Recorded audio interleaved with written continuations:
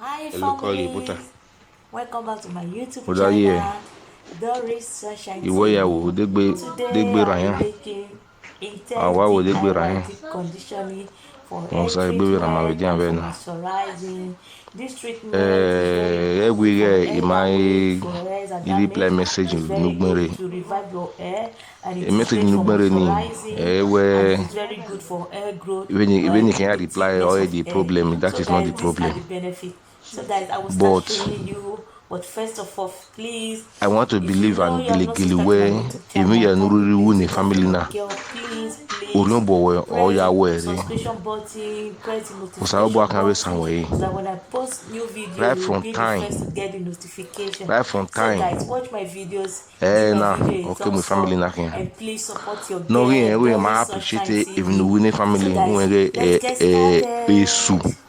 o maniki So here I esu no have my yen ke no ke little my family cup na kan right from blender. This is my we na little reku blender. As you see there, okay so my I'll be family na using kan it. na so all you na me ga yota di me kan tamwe because watching me phone ya office my we go almost 1 hour but so 30 minutes but 40 minutes of on the way we call all those things the same thing ma je beta Ihianta we emida ou na mwe a family na So here. yeah, I'll be adding Yes. a spoon of my coconut oil. Utai we This do is my we coconut oil. I did it ina we myself at home. iri moto ni mayamu baba je That is hospital. it.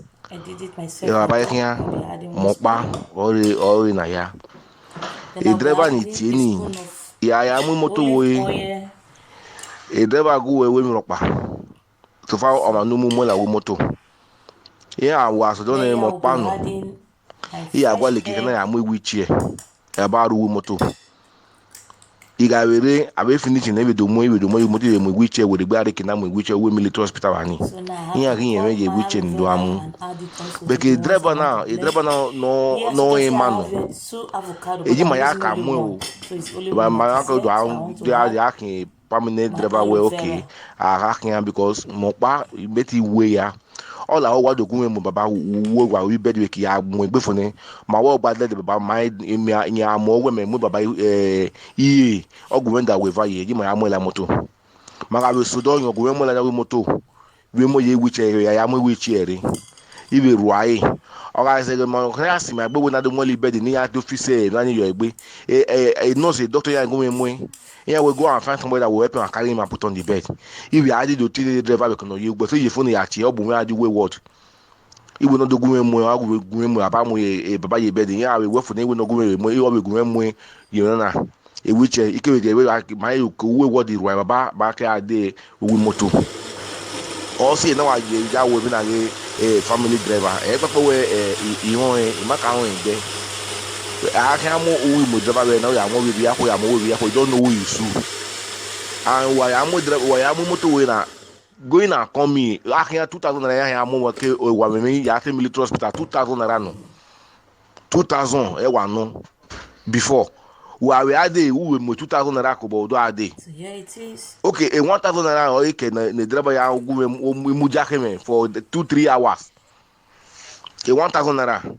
Como kwa meti we ya It is very yimi smooth. no go hospital ya mo any day di mo baba or a check up So here yimi is wa no go our mo pa wo wa mo ido intense I work for DIY deep iri by no conditioner. otaga e driver So ga guys, we I'll be dogu showing mu you how I'm the driver making my no hair. ni kan ya mu we do ki So dogu mu follow la me. moto Let's go and do it. o ma yen me o ma yen wo be ne condition ogara me no ri condition ge baba o ni me mu esa we me go gbe even in my ayo before going and coming for 5,000 naira iri ne 2,000 naira go 2,000 naira come but no ya go me mu jayo bodo ni o the 1,000 naira ni ri by ni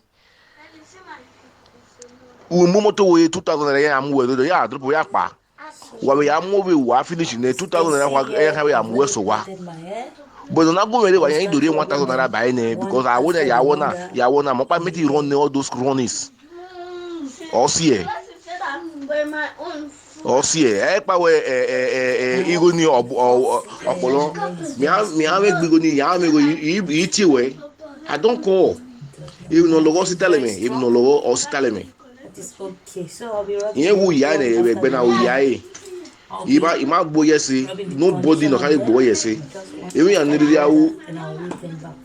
egbo wewe na we itama we oza obo no ya we ya audio o ma we mi da o ma wa beku So sorry. because when you go meet him the family unima eja na o mo gbede wa ni di wuna no wuna me no le wa di wuna ni wuna ni we de me o yigo no net ya uki opa yen ni go ni pay jisi wuna wigi moto 10,000 naira ya ata wigi moto 400 naira de gbe akia 200 adi 200 that's one month ni go no ini go ari me esa we de gbe ino the ego no maya we a run account ni me amia honestly me mi go ni ego ni ari me o ma pay account me account yi yo wa pay yi because again account me yo account ya ba go erejetika ego ni ige wari e na wo ma ri me nobody give that me ige collect on ri me 42,000 na ri me 42,000 we were tana we 52,000 42,000 na ri me 42,000 ri me eba wo ego ni ena ya je court ye nu gba ni ya we be court I know unu gba ni ya we be court ika yan ma we se e drop we mo are court mo yan wo ni ya mu baba re na ya mu baba e drop de gbe ya mu baba are court yan wo ni abeg baba yan wo yan abeg e ela do yimoto ya mu baba re court ni mo e drop mo e drop we mo are ni ya make na abeg e yan abeg na we boy mo me e di ni bank we mo are the woman I do beg you to walk away okay since you beg when you get money or when you didn't need the and you need more we when you beg and you money again so from there they can start the process you may work back in may want me way the balance because the balance no not put in very good way he may me or when you can go ni me why I wouldn't not tell me my way I did not remember it ni ma we da me we ya mi o igo ni ni yen ri we do ni na wo yan re ni ma we ta I would na tie na like egui anything no ya sunu maybe matter ma we egui la egui because one iri go we di me go ino we ge no ye o igo nu ri we na ya we ni na ya nu ri na ya we na ya wu I ma we one day ni fi we beleku I will not do it because I see no family now and off you beleku o sa bo agaye so yeah I have they can't feel beleku ba shampoo because no that we have to message they reply they carry reply that's why I'm just email 1 week week it's really very very good it's really good for my because we tell 42,000 42,000 that's what they give to me so it's time to wash.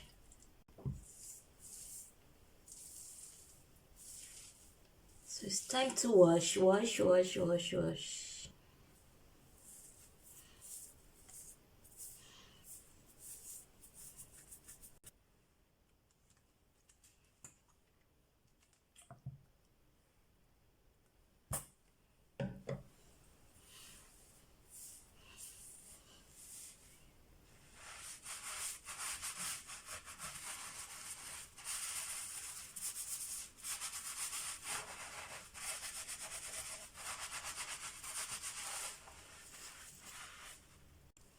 So it's time to add condition.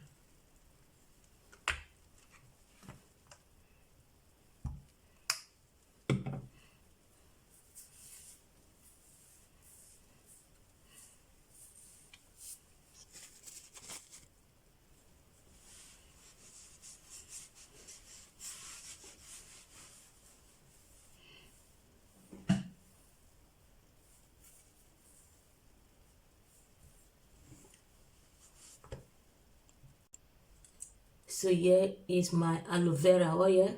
So I'll be rubbing aloe vera on my hair. So families, here is the hair. Here is my hair. This is how it look. Shiny. So guys, thank you all for watching my videos. Please Do me well by subscribing to my YouTube channel, Doris Sunshine TV. And also, don't forget to press the notification button. Whenever I post new videos, you'll be the first to get the notification. Give my video a thumbs up. See you all next time on my next video. Bye. I love you all.